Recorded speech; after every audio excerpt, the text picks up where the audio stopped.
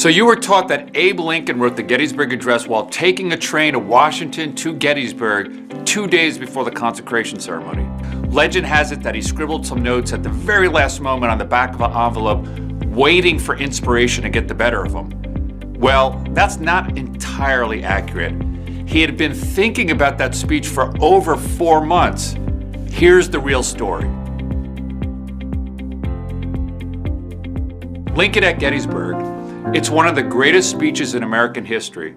It was only 272 words, lasted only 3 minutes in fact, but arguably the most consequential 272 words in 3 minutes in American history. What's amazing is that Lincoln wasn't even the primary speaker that day. Former Secretary of State Edward Everett was. Lincoln was practically an afterthought, a brief interlude before Everett's 2-hour oration. Of course, nobody remembers what Everett said that day, while Lincoln's brief remarks changed the arc of American history. There's an interesting backstory that's rarely discussed regarding Lincoln at Gettysburg. It's not well known, but it's critical to understanding how Lincoln evolved over time. To appreciate it, we need to understand what makes the speech itself so special, so impactful, so revered. Why does it rank among the most consequential orations and documents in American history? Prior to the war and even during it, Lincoln struggled, and I mean he really struggled, with the idea of freedom, equality, union, and disunion as it related to the issue of slavery. Throughout his career, he was conspicuously not an abolitionist. To be clear, he abhorred slavery. He thought it was cruel and inhumane. But he was also a political realist, and as a politician and then president, his overriding concern was preserving the Union. He was a unionist more than anything else.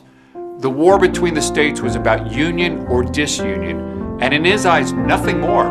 In fact, in 1862, he famously told publisher Horace Greeley, "My paramount objective in this struggle is to save the Union. It's not either to save or destroy liberty.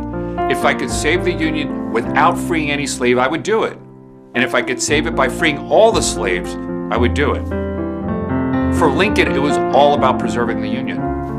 That's why he took such a narrow approach with the Emancipation Proclamation. It was a tersely worded legal document that merely freed the slaves in the southern states, and it actually exempted the border states for fear of alienating them. It was a wartime exigency, another tactic to be used against the Confederate States, and nothing more than that.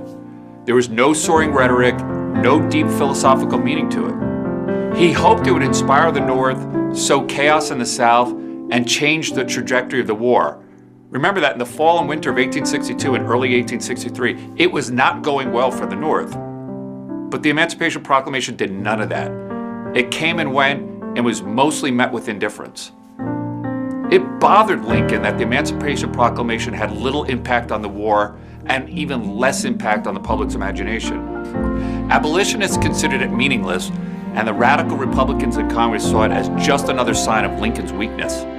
And it bothered Lincoln even more that the 5 words he cherished most in the Declaration of Independence, that all men are created equal, rang hollow and hypocritical.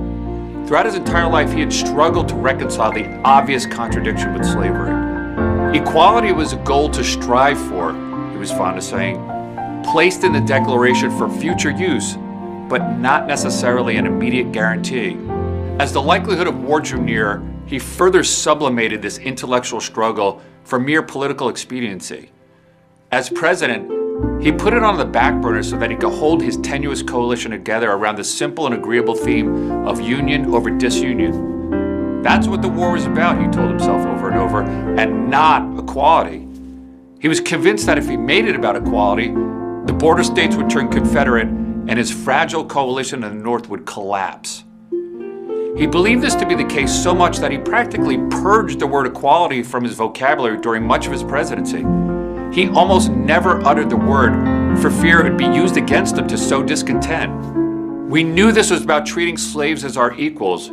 He could practically hear his critics bellow against them. Whether he was politically astute or simply naive or even cowardly depends on your point of view. But that's what he believed in the spring and early summer of 1863. But the Battle of Gettysburg changed all that.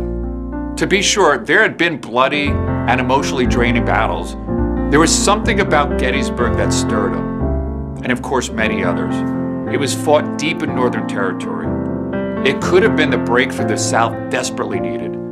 It was replete with heroics and heroism, and the cost on human lives was simply staggering. It suddenly came to him like a bolt of lightning following the wins at Vicksburg and Gettysburg. Now here's the part of the story that is usually overlooked. On the evening of July 7th, as news of these two victories began to spread, a throng of Union revelers began converging outside the White House, hoping to elicit some impromptu remarks from Lincoln about the Union's newfound momentum. Lincoln, moved by the sight of the crowd, delivered some unplanned remarks to the celebratory onlookers. And at that moment, for whatever reason, he decided it was time to make the war about more than just Union or disunion. How long ago is it, Lincoln addressed the serenaders, 80-odd years since on the 4th of July, for the first time in the history of the world, a nation by its representatives assembled and declared as a self-evident truth that all men are created equal, he told the crowd. We have a gigantic rebellion, at the bottom of which is an effort to overthrow the principle that all men are created equal, he continued. On the 4th, the cohorts of those who opposed the declaration that all men are created equal turned tail and ran. Gentlemen, he concluded, this is a glorious theme and the occasion for a speech, but I am not prepared to make one worthy of the occasion. I would like to speak in terms of praise due to the many brave officers and soldiers who fought in the cause of the war. The remarks echoed the themes and even some of the stylings of the Gettysburg Address 4 months later. It's amazing to see the similarities. Lincoln's utterances went little noticed that day. In today's political parlance, we would say he was floating a trial balloon. But it was unmistakable.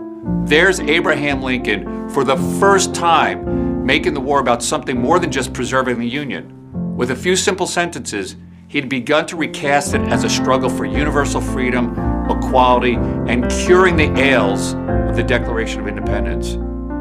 He came to this conclusion 4 months before delivering his remarks at Gettysburg. Yes, he probably scribbled some notes on the train, and yes, he certainly refined it the morning of the speech, but the sentiment had been stirring inside him for months. And over the course of 3 minutes at Gettysburg, it would be immortalized forever. I hope you enjoyed this. Check out our 5-part series on the Civil War and hit like and subscribe. I'm Nick Ragone for This Date in History.